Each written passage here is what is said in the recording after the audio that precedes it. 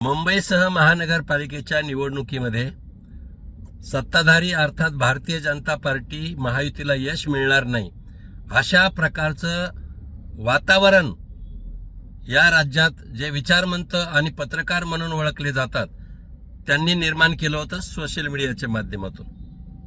विचारवंत पण काँग्रेस प्रवक्ते असल्यासारखं नेहमीच ट्विट करणारे विश्वांभर चौधरी, उभाटा पक्षाचं जणू काही मी प्रवक्तेपद स्वीकारले ते आहेत ॲडव्होकेट आशिम सरवदे।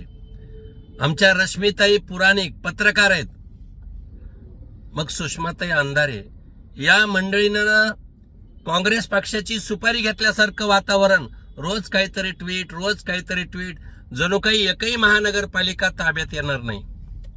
पण आता लक्षात आले असेल चौधरी साहेबांच्या, सरवदे साहेबांच्या, रश्मीताई पुराणिकच्या की तुमचे ट्विट करू करू बोटाला खट पडले असतील।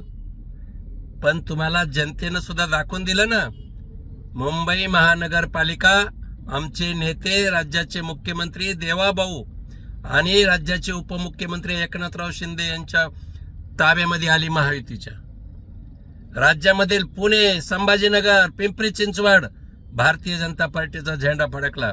एवढंच नव्हे तर महायुतीच्या 26 ठिकाणी या ठिकाणी महानगरपालिका ताब्यात आल्यात।